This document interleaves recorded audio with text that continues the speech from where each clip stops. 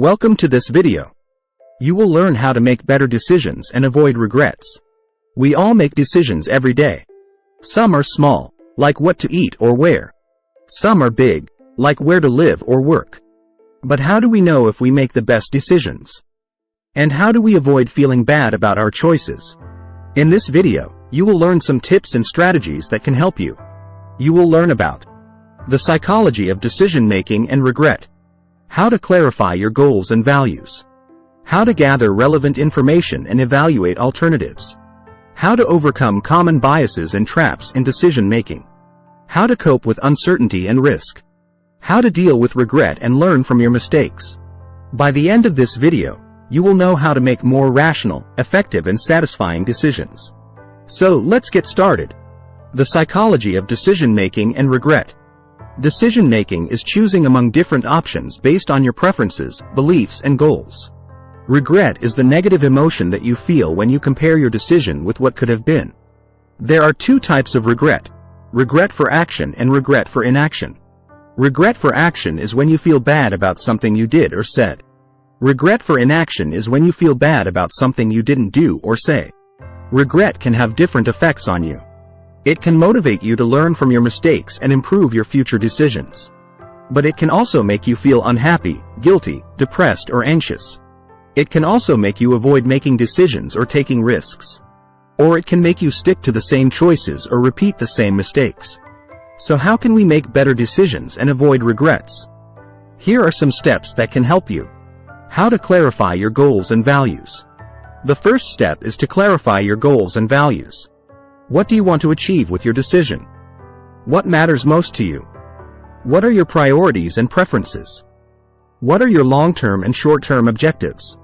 To answer these questions, you can use different tools and techniques, such as writing down your goals and values, making a list of pros and cons, using a decision matrix or a scoring system, ranking or rating your options, visualizing your desired outcomes, asking yourself, why?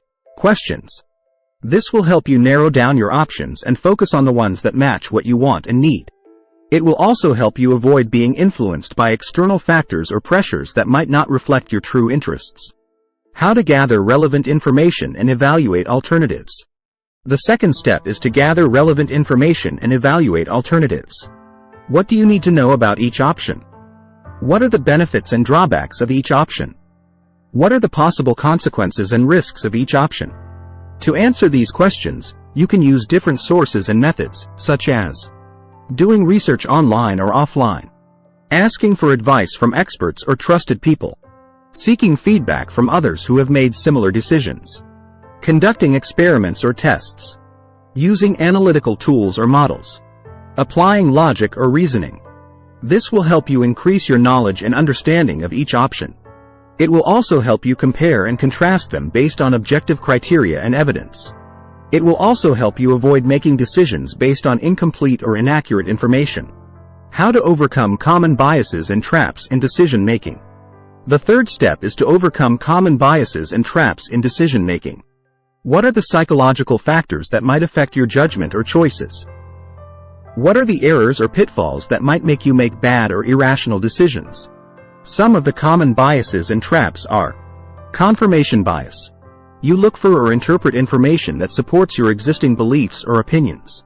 Availability bias. You rely on information that is easy to remember or access rather than complete or representative. Anchoring bias. You are influenced by the first piece of information or number that you see. Framing effect. You are influenced by how information is presented or worded rather than by its substance. Sunk cost fallacy. You continue investing in a losing option because of what you have already spent on it. Status quo bias. You prefer keeping things as they are rather than changing them. Escalation of commitment. You increase commitment to an action despite negative feedback or evidence. Hindsight bias. You overestimate your ability to predict or prevent an outcome after it has happened. To overcome these biases and traps, you can use different strategies and techniques, such as seeking diverse perspectives and opinions, challenging your assumptions and beliefs, looking for evidence or arguments that go against your views, considering alternative scenarios or outcomes, asking for feedback or criticism, reviewing your decision process and criteria, taking a break or changing your environment. This will help you improve your critical thinking and judgment skills. It will also help you avoid making decisions based on emotions, intuition or habits rather than logic, evidence or rationality. How to cope with uncertainty and risk. The fourth step is to cope with uncertainty and risk. What are the chances of success or failure of each option? What are the best case and worst case scenarios of each option? How confident are you about your estimates or predictions? To answer these questions, you can use different tools and techniques, such as calculating probabilities or odds, using statistics or data analysis, applying decision rules or heuristics, using scenarios planning or simulation, assessing risk tolerance or appetite, developing contingency plans or backup options. This will help you reduce your fear of making mistakes or facing negative outcomes. It will also help you prepare yourself for different possibilities and outcomes. It will also help you avoid making decisions based on overconfidence, optimism or pessimism rather than realism. How to deal with regret and learn from your mistakes. The final step is to deal with regret and learn from your mistakes. How do you feel about the outcome of your decision? What did you do well and what did you do poorly? What did you learn from this experience? How can you improve your future decisions? To answer these questions, you can use different strategies and techniques, such as accepting responsibility for your actions, expressing gratitude for what you have, forgiving yourself and others for errors, seeking support from others who care about you, reframing negative thoughts into positive ones, focusing on what you can control rather than what you can't, setting new goals and taking action. This will help you increase your self-esteem and resilience. It will also help you grow from your challenges and failures. It will also help you avoid repeating the same mistakes or feeling stuck in the past. Conclusion. Making better decisions is not easy, but it is possible. By following these steps, you can improve your decision-making skills and reduce your chances of regretting your decisions. You can also enhance your happiness and satisfaction with your life. Remember that no decision is perfect, but some decisions are better than others.